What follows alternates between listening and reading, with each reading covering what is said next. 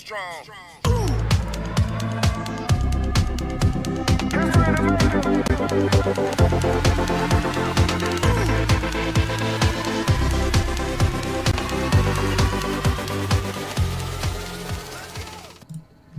going on, everyone? Between the Dots is back, as always, joined with Colin Kajewski, and we got Rory Keith with us today as well.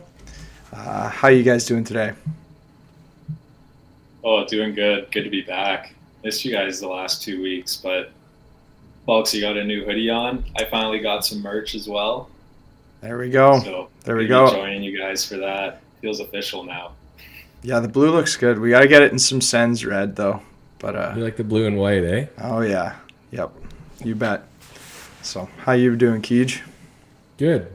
I'm pumped to be back after a couple weeks off, and obviously apologize for the couple weeks off, but like everyone knows, life gets busy and stuff gets in the way sometimes, but we're happy to be back. Oh, yeah. Yeah. Speaking of life, too, the past couple weeks have been real busy for me. Ended up getting engaged, so that was that was quite the Mr. Falco. Yep, that's right. I'm an engaged man now, so yeah, exactly. So it's no, it was good. It was a nice little celebration. So happy to be back though, and today we're going to be talking about a lot has happened since we were last on, but today what we're going to be talking about is the NHL Global Series. We're also going to get into the Patrick Kane sweepstakes. Those things are heating up right now. We're going to talk about Nylander and his outstanding performances at the Global Series and this year thus far. We're going to be talking about much more as well. We're going to be talking about some standouts so far. We got a parlay for you as well for tonight's action. A busy schedule tonight, so let's get right down to it. Why don't we start with the NHL Global Series? Rory, your Wings struggled there a little bit, dropping both games. What were your thoughts on first the Wings and then the Global Series in general? Oh, they should have just not even flown out over there. That way they could avoid the jet lag for tonight. They could potentially pick up more points than they did in Sweden. No, it was tough. They down 4-0 early against Ottawa. And that was just an embarrassing first period for them. They happened to claw back and get a point out of it, but it was just never really looked to be their game. And I missed the entire Toronto game, so maybe Kijo was a little bit more on that one. But it's tough. That's got to be so tough flying all the way over there for 2 games and only coming out of it with 1 point. It stings a little bit. Yeah. They in that Ottawa game, they were down 4-0. They came all the way back, and I was freaking out. We were texting each other that day, and it was like, man, whose team sucks more? Because at first it was your team that sucked. Then I was freaking out saying how much the Sens sucked. Both of them looked like they wanted to lose the game more than the other. The text chat was just a roller coaster. Yeah. I was reading that. Yeah. So they Sens ended up holding on somehow. But yeah, Wings ended up taking a point away off that game. So that was Sens won both their games though in Sweden, and it was a big win against Minnesota. We'll take it, 2 wins. Minnesota was there, Toronto was there, Detroit was there, and Ottawa. So it was good hockey early in the morning, especially for the Leafs game that one day. Kijo? 8 a.m. on a Sunday, I think I would have preferred 9, but I was okay with 8. Grab a coffee, watch the game. It was pretty good, and the fact that the Leafs won them both was even better. The Friday night game too. It's funny how Detroit played with the leads going back and forth or giving it up and then getting it back in Ottawa, but it was kind of the opposite in the Leaf game. They were up 2-0. The Leafs looked dead for the whole first 2 periods, and then in the third period, surprise, William Nylander putting up 3 points as well as John Tavares, so that was good for a little comeback win there. And maybe Bertuzzi's turning the corner as well. He had 7 shots on goal that game, so I think it was a good trip for the Leafs. And for, like you mentioned, for the Sens as well. But Wings got some work to do. Yeah. You know what got me real excited was in the Sens game when it was Forsberg, the Swede, making the pass, stretch pass all the way up to Eric Brandstrom, and a big slap shot. The Swedish connection. They ended up tying the game and eventually going on to win. That was probably one of the highlights for me. If it wasn't that, the other big highlight from that weekend would have been Tim Stützle hitting a home run to win the game. That goal was unbelievable. And yeah, credit to Stützle too, because he's on pace right now for 109 points, and he's playing some amazing hockey. So one of the best players under 24 for sure. Our teams aside, though, I think that was about as good of a weekend as it could be for having games. Like the quality of the games, I think, were overall just spectacular for going over to Sweden, right? Like just giving them an incredible product to watch. It looked sold out from the clips that I saw too, so that's great. But yeah, I think they saw some really good hockey. Hopefully made a few more fans as well over there. Yep. They said too now, I think it was Jeff Merrick said that they're looking to possibly have one down south next year, maybe in like Mexico City or something like that. That'd be pretty cool as well. It's where Matthews wants it, that's for sure. Yeah. So overall, good weekend. It was a overall good weekend. So other things kind of been heating up too is Patrick Kane rumors have been starting to swirl around. So he's possibly looking to land in, I think it's either Florida, Buffalo, or Detroit. Roy, would you like to see him land in Detroit? I don't know. I think you have to say yes, even if he's not going to be the same Patrick Kane of old, because that kind of surgery and that kind of rehab that he's coming back from, who knows? Like that's the same thing that Backstrom just dealt with. So, and now he's back out, right? So who knows how he'll perform? But I know he just wants to be close to like his dad, where his family lives, so his dad can, because he can't like fly, so he wants to be able to just drive to games. So that's why he picked those locations. And obviously they're like living in Buffalo. Probably think that Buffalo's got to be the front runner there, but yeah, in Detroit, it's weird because of the rivalry with Chicago. It'd be weird seeing him in a Wings jersey, but you got to think he's back on that line with the Brinket if that happens. So I wouldn't mind seeing that. That'd be pretty cool. I'd love to see him in Buffalo just because then he's close by. We can go watch him play a little bit. As you know, we're in St. Catharines, so that's right nearby. Florida, I think that's where he ends up, though. Florida's got the best record out of those teams right now. Good tax laws in the state as well. So I think that's where he goes just based on that. But ideally, I'd like to see him in Buffalo. None of the above, boys. He's going to the Leafs. Going to Toronto. I know it's happening. Yeah. So, it's close to Buffalo. Just down the QEW into Toronto. So I think, imagine him playing with Matthews and Marner, man. Oh, the American connection with him and Matthews. That'd be pretty cool. That top six on paper would just look absurd. Yeah. Do you think he is like losing a step at all with being off for this much and just like getting older? Or do you think he, like, where does he fit in even on a team?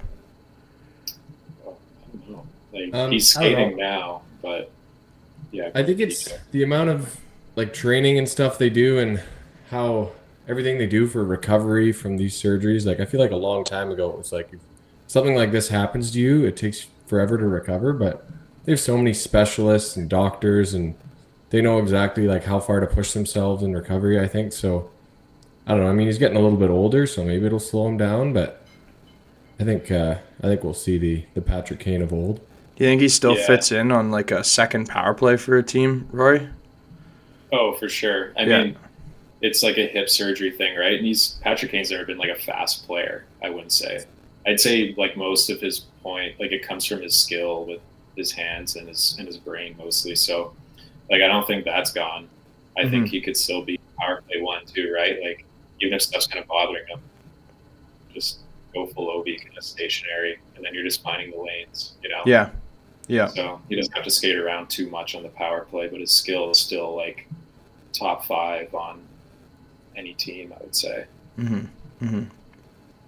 Yeah, he has got some elite skill. So speaking of skill too, we were talking about Global Series, talking about Nylander. That guy has been absolutely phenomenal this year so far. Would you say he's been the best player on the Leafs, Kijo? 100% best player on the Leafs. I think you could even make a case that he's been one of the best players in the NHL this year. Obviously, you got the three in Vancouver who are having a great year too, and Panarin and Pasternak, they've all been good. But to be that consistent to start the season, like, of course, in the contract year, what are the Leafs going to give him? Are they going to afford to give him what he wants? I hope so, because if he plays like this all season, like, he's great to watch.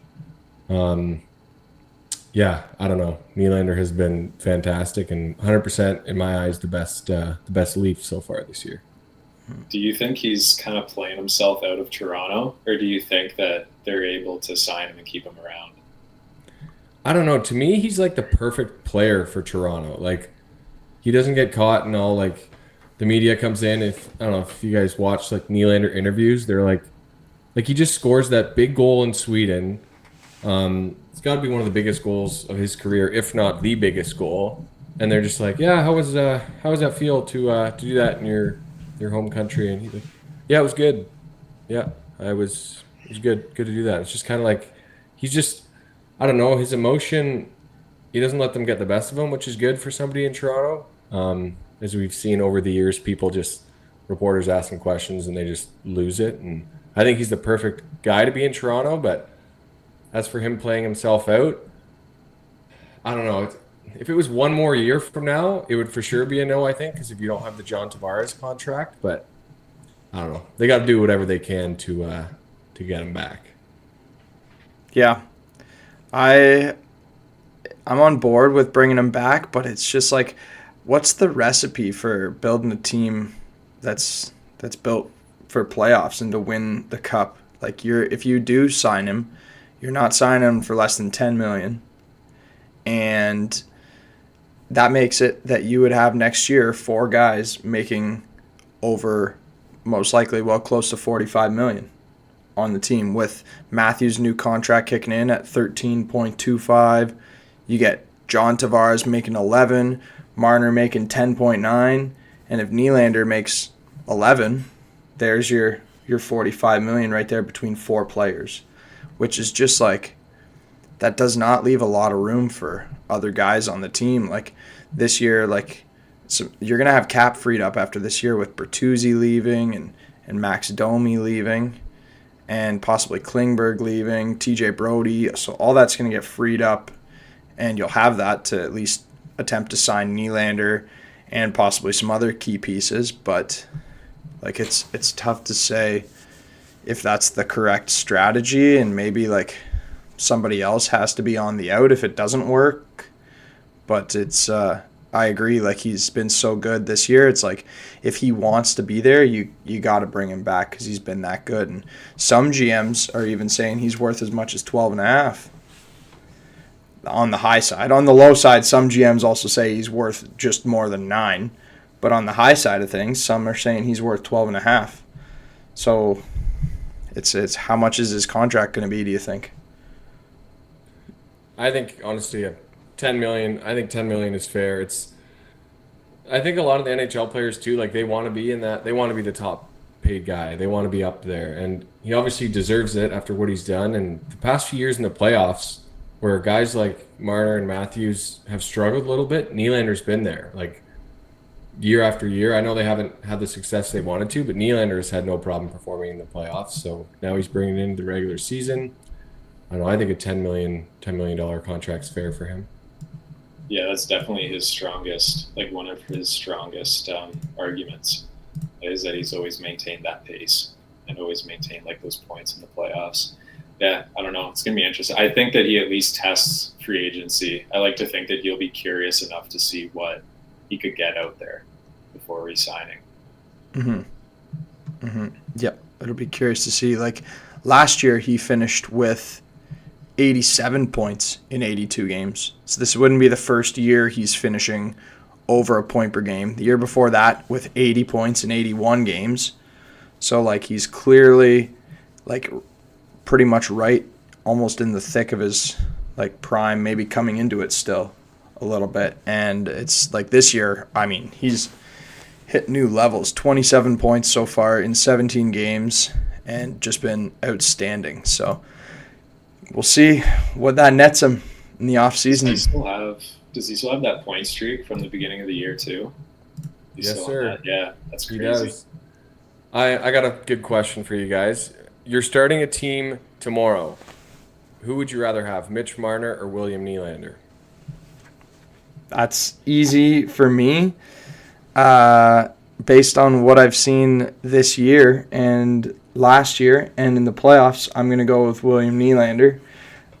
You asked me that, though, last year or the year before, I would have been saying Marner all the way just because of the way his playmaking abilities. But this year, to me, I think like Nylander, the way he's controlled games, and every time he touches the puck, he's making a play. So just based on that, I think I'm gonna go with Nylander. And even Marner this year, he's only got 20 points in 17 games. So like, it's I'm going with Nylander. Yeah, I think I would too. Is he still playing center too? Or is he shifted back to the wing? I think he's playing the wing right now. Okay. I was going to say, because that center sort of eligibility definitely helps boost the contract value in the argument there, being able to play that. Yeah, on a line with Tavares. Too. Yeah. So he's playing with Tavares and Bertuzzi right now. And honestly, like, whoever plays with Nylander's just been getting points. So that's the way it's been so far this year. So it's, I have Tavares on my fantasy team, and I'm not going to complain with that. So that's, Nylander is expecting big bucks, though, regardless of if he ends up in Toronto or somewhere else. He's going to get paid. So, yeah, good young player. On to kind of some other good young players this year. One in particular who's been leading the way for his team and leading the NHL right now in points. Quinn Hughes on an absolute tear to start the year. If he finishes with the NHL lead in points at the end of this season, it'll be the first time that a defenseman's done that since Bobby Orr. Do you think that his point total is sustainable, Rory? Or do you think he's going to kind of fall off a little bit? I wish I looked at what their power play percentage was, because I think that's a big factor there. I was looking at some stats though today, and I saw that JT Miller and who is it, Brock Besser, I think are shooting at almost 30% as well. So like that team is just obviously scoring goals left, right, and center. So that definitely helps when the power play QBs feed both of those guys. Mm-hmm. I don't know. I mean, he's got the skill to be able to, but to stay at like the leading goals or the leading scorer in the league, I don't know. I don't think so. But I think he'll still keep a pretty good pace. Yeah. He's got it's 14 points on the power play and 16 even strength. It's a lot of power play points. Those are Edmonton numbers from last year. Yeah. I believe Karlsson last year, too. I heard a stat that last year Erik Karlsson had 27 points on the power play, and the rest of his 100 points were even strength. And if you look at those ratios comparing to Quinn Hughes this year, obviously, like, he's almost even with power play points and regular 5-on-5 points. So that power play is due for some regression. The shooting percentage of, like you mentioned, Besser and a few others due for some regression. So we'll see if he can sustain that. If he does, obviously that's super impressive. So, but credit him. Like a lot of people were questioning like why they even gave him the captain, and now he's really proven them wrong and proven that he's deserving of that. So good for him. Do you guys think Vancouver's? Do you think they're actually at 13? What are they? 13-5-1. Do you think they continue on that pace, or do you think they're fall back a little bit? I think they'll fall back. Oh, that's tough. Like, is this enough of a sample size? But the thing is that they have an elite center, they have an elite defenseman, and they have an elite goalie. Like Demko's playing out of his mind right now. He's incredible. Like, the flashes that we saw of him in the bubble against Vegas. Like, I'm happy that he's doing really well, because he's been kind of like injury riddled the last little bit. But Yep. I don't know. It scares me, like the depth that they have, and obviously they're not going to do as well as like what their hot start was, but like JT Miller is a stud, Pettersson's a stud, and Quinn Hughes is possibly the best defenseman in the NHL this year, even more so than Makar right now. So it's like between those guys, and then you throw in some good goaltending, you're going to win enough hockey games that I think will get you in the playoffs. So it's just a matter of if those guys stay healthy and if they can, if some depth guys can step up. And then obviously like around deadline, if they're still in that position, then maybe they add some depth to really make them a serious contender. But right now they're definitely a hockey team that has surprised me this year, because I had them on the outside looking in. But obviously the play of Quinn Hughes has helped that. The play of Pettersson's helped that. Miller, I always thought he was a great player, but he's just been like lights out.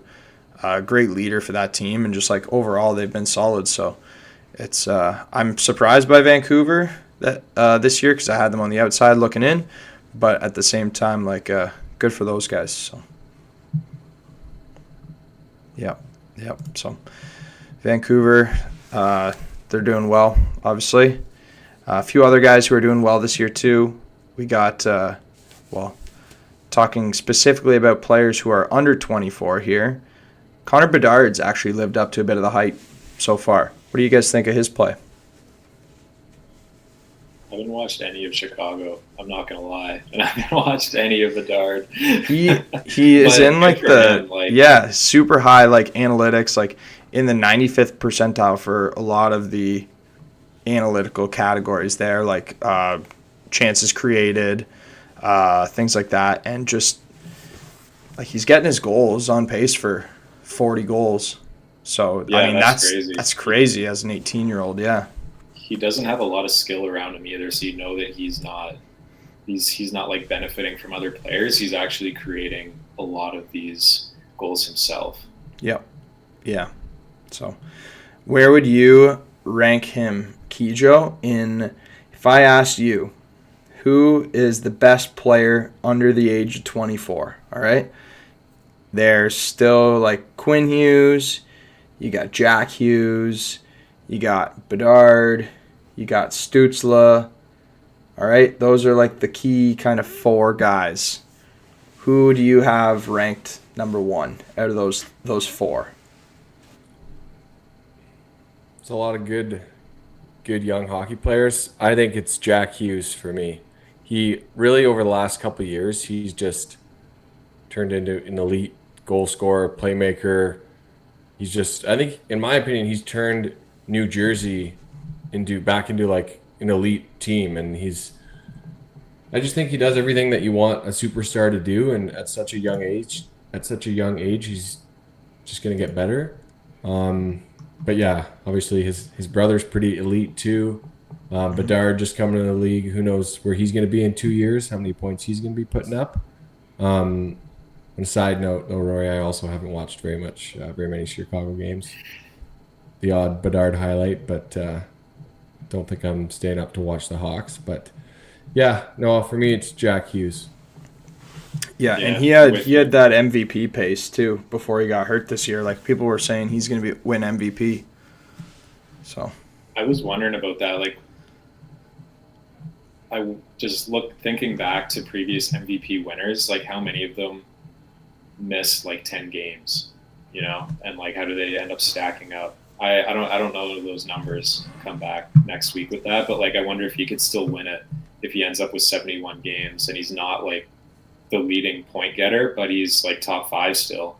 Like he came back and got a goal and an assist in his first game back after injury, but like yeah, he had that MVP pace, but can he still get it? We were asking, I guess, the same thing about McDavid after he missed some time. Mm-hmm. Yeah, he's got some silky mitts, so we'll see. We'll see if he can come back and kind of keep it going. So, What Who are you picking, folks? We didn't ask you. We don't yeah, ask you. as much as I am a Sens fan and as much as I like Stützle, I can't put him higher than honestly any of those three guys. Just because like I think I'd have Bedard honestly at like one, maybe not in terms of like where he's at now, but just like his potential. Like I think his abilities and his potential is going to be higher than all three of those guys combined, or like even like he really does have the potential to become like a McDavid caliber player that's like really truly like the best in the NHL. So we'll see if he obviously needs some skill around him too. He can't do it all by himself, right? He is right now, which is what's impressive about it, and he's lived up to the hype too. Like the fact that he's even met expectations this year is, I think that's a big deal to me. The fact that he's don't think meeting him playing with the elite skill of Corey Perry and Nick Foligno is is the best for him. Yeah, Foligno can watch his back out there. That's about it. Yeah, Can wash his and then Perry can wash his car afterwards. That's pretty much the only benefit he's getting from playing with those two guys. I think Perry got into the league when Bedard was born. So yeah. Maybe Corey Perry in like 2004 would have been helpful for him, but not right now. No. So, yeah, it's those guys some top talent under 24. So, what else do we got? What do you got, guys? Who are some other standouts this year that have surprised you guys? Ooh, you go first, Ray. Okay, I was looking at defenseman time on ice. I was just curious who the top 5 were, and one of the names that stood out to me was Travis Sanheim, and he has 16 points in 18 games. And that was something I was just like, I feel like I've hardly heard this guy's name. Obviously, Philly's surpassing expectations. They're like second in the Metro. And yeah, I guess he's the guy leading charge in the back end, but I never would have guessed that Sanheim would be almost a point per game. Philly is just a shock.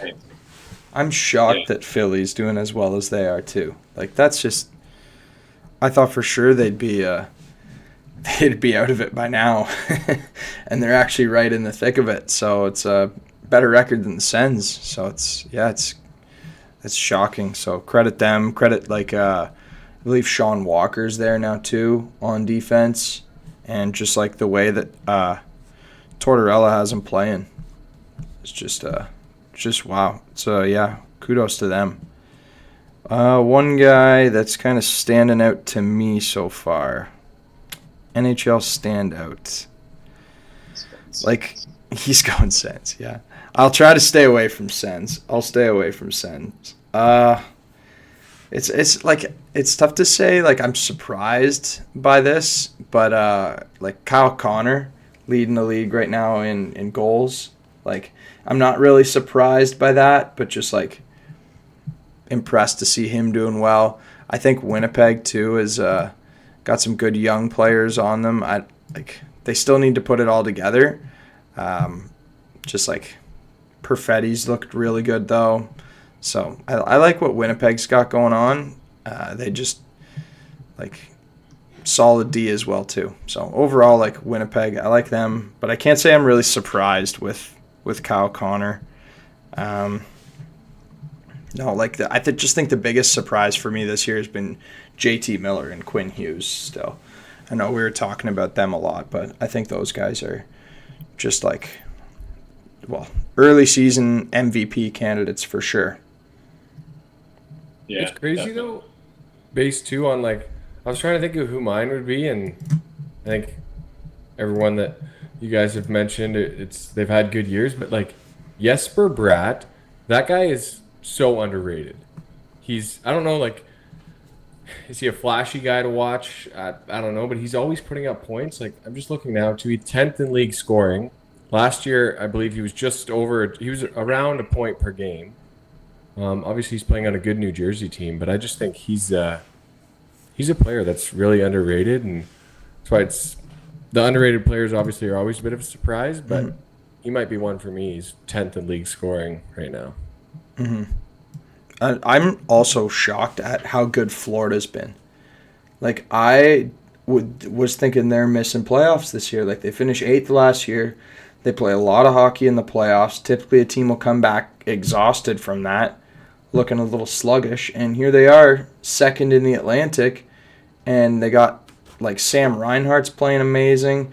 Kachuk's solid, obviously, like we knew he would be. But just like overall, just can't believe Florida is right at the top as well. Thought they would maybe fall off a little bit, so it's they're a bit of a surprise to me too. I had him in the playoffs, fellas. I had him in.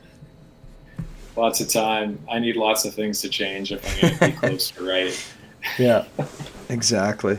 Well, and Boston too. Like Boston again, as good as they are too. That's surprising too.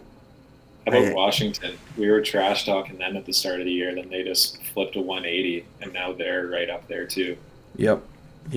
So, yeah, I want good things to happen to Washington too, because I like to see Ovi succeed, especially as he's getting older. So, speaking of going back to the time on ice leaders, can you guys list the top 5 average time on ice players so far this year? I gave you one with Sanheim, and I kind of just hinted at another. Are any of them? They're all defensemen. Those guys defensemen. are forwards. Oh, they're all defensemen. All defensemen. Yeah.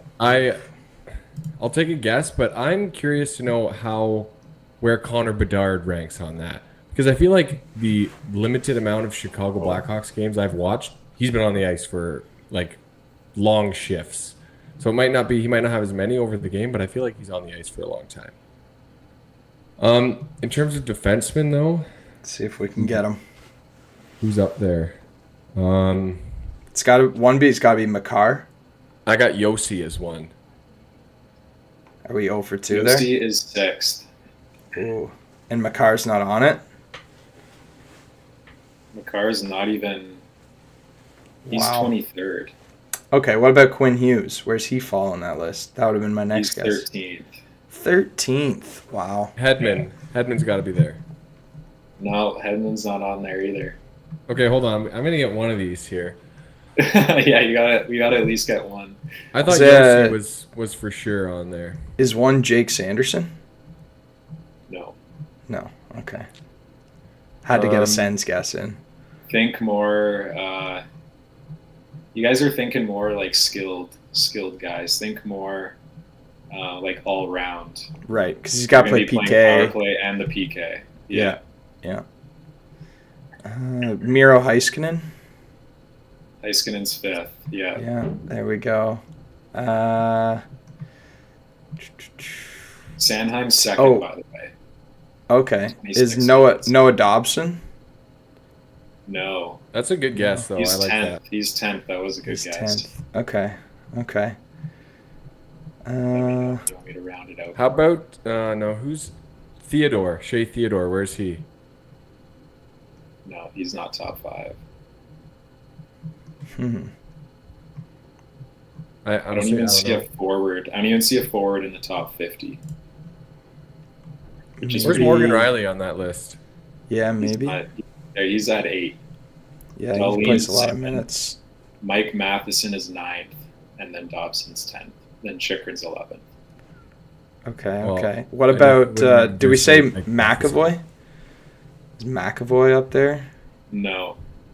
Wow, that's shocking. Drew Doughty. Yeah, Doughty's 3rd. Okay, there we go. Yeah. We got one. Are we missing any? Missing 1 and 4. Number 1 and number 4. Both of these teams, they're pretty much like the lone high-end defenseman on their team. One's in the East, one's in the West. One's in the Metro, and one's in the Central.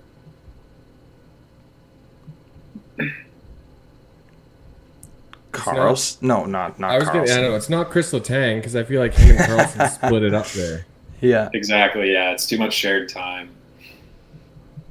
One's in the Metro and one's in the Central. Ooh.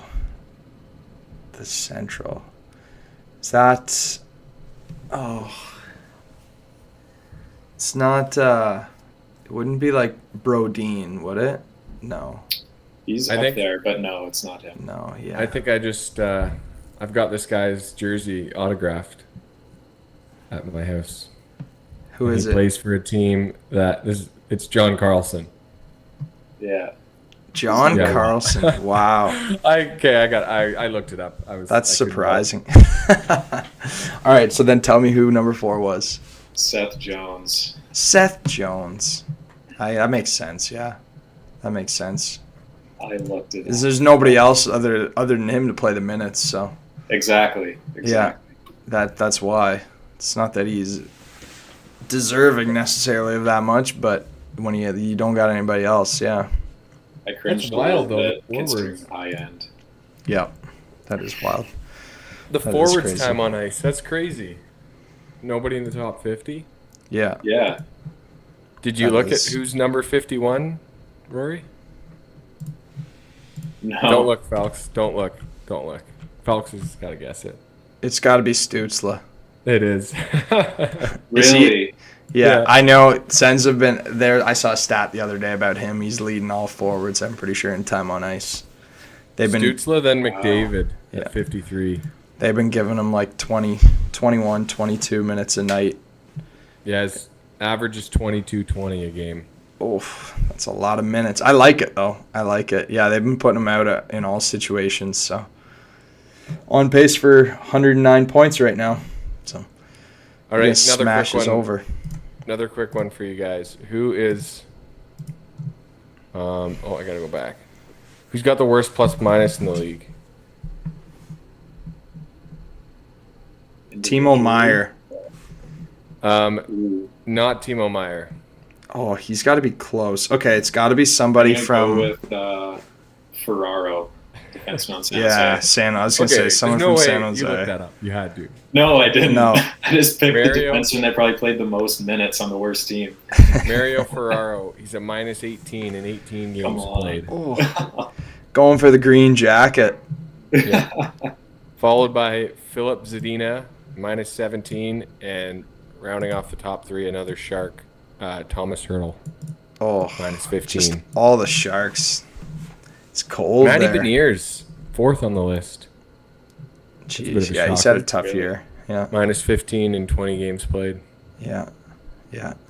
I saw something for Timo Meyer the other day. People started calling him Timo Minus because he's just such a big minus. So, yeah, that's cold down in San Jose this year.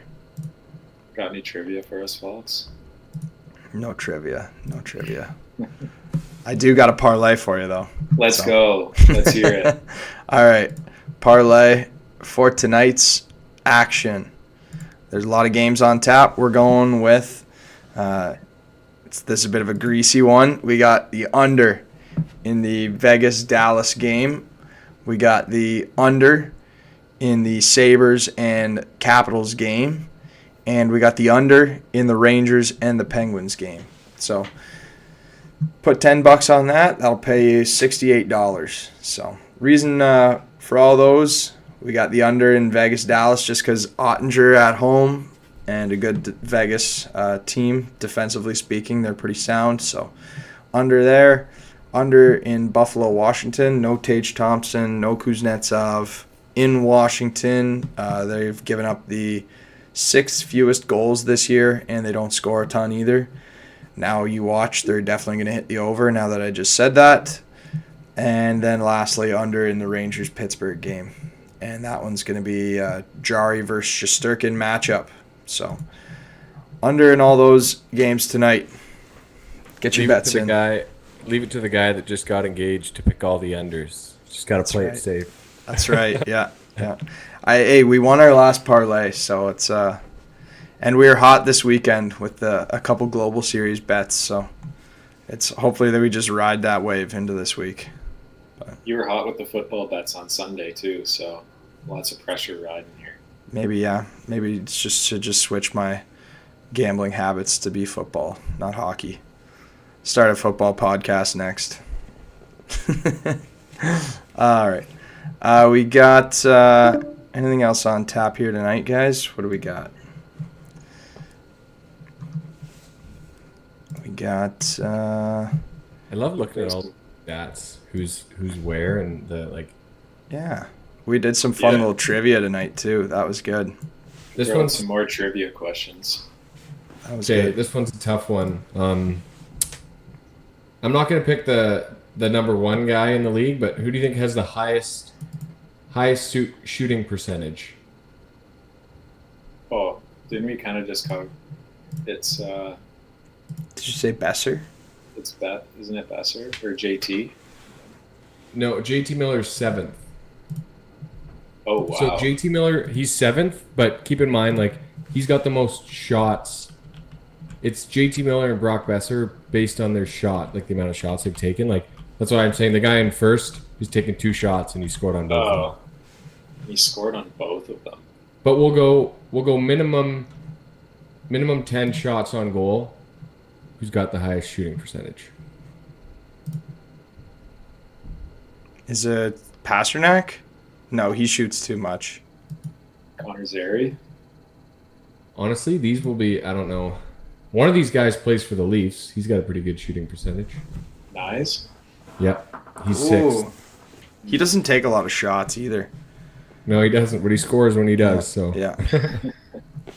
Give him more opportunity. Philip Kurashev has taken 12 shots. Oh wow. He's 12 shots, and he's scored on 4 of them. Nice. 33%. Yeah. Good clip. Zaitsev taken 3 shots, scored on 1. He's clipping at a good 33%.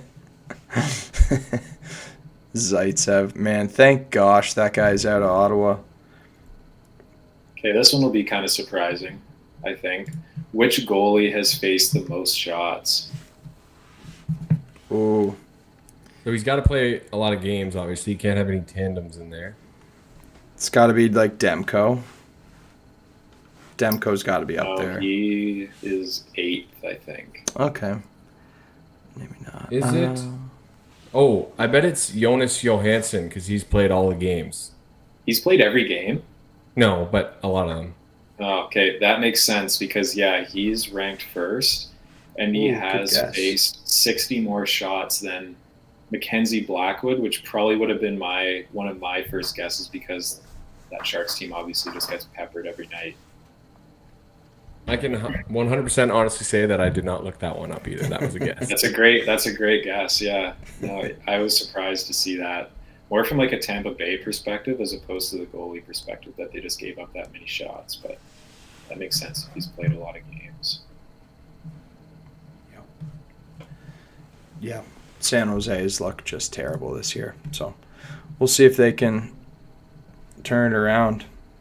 Not optimistic for them. Don't think so, fellas. Don't think so. Don't hold your breath. Yeah. They're going for tanking already. That's just. Are they even like who would be a guy they even sell at the deadline? Like Hurdle?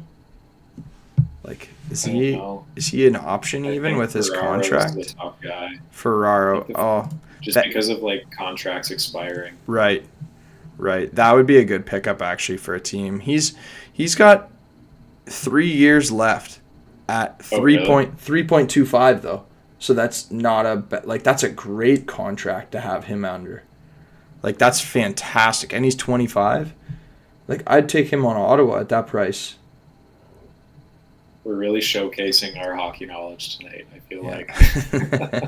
Yeah. Here's a couple. We should switch to football. I pulled up the cap friendly for the Sharks. If you're a playoff team and you want some depth scoring, expiring contracts, Mike Hoffman, Anthony Duclair. Okay. Kevin LeBanc. Okay. Or Barry Colt. Okay. Yeah, those are all the UFAs. Okay. It's not bad. Definitely see other teams being interested in them, yeah. Yeah, for like a second or third round pick, like I don't think you're getting anything high. I don't even actually think you can nab a second for Hoffman. Like I wouldn't want to give up a second. So. 33 years old, I'd be saying. I think you're happy to get a third for any of those guys. Yep. Maybe trade for Zadina. Go for get him out of the minus territory. He's an RFA at the end of the year, Zadina. Okay, so he's been around as well already. Detroit. And I remember. I'll never forget. One last quick point before we wrap up. I'll never forget the day Brady Tkachuk was drafted for the Ottawa Senators. I was freaking out that they did not draft Philip Zadina. And boy, could I not have been more wrong with that pick. I was like, you were drafting a player out of the U.S. development program who had like legit 7 points that year. And I'm like, what the heck is this? Like, Zadina was fantastic at World Juniors, was like super skilled. And then flash forward, like actually just 1 year later, and I could already see that. I was like, wow, the scouts got it right with Tkachuk. Without a doubt, just because of the intangibles. That was it. Oh, yeah, well, to build off that, Ken Holland was saying that there, under no circumstance was he going to be drafting Quinn Hughes, who went one after Zadina. So, building off of some of the conversation we had today, wouldn't mind having him beside Mo Sider. Oh, it'd be nice knowing you have that tandem for the next decade. You guys would be in a playoff spot. Yeah, I know. Oh, that's tough. Yeah, that's funny. It's always easy to look back and say coulda, shoulda, coulda, woulda, but yeah, it's tough to do that with the draft. Easier said than done. Yeah. Alrighty, fellas. We'll end it off there, everyone.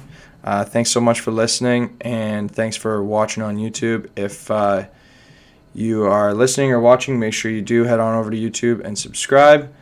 And until next week, we'll see you again next week. Thanks for tuning in. See you next week.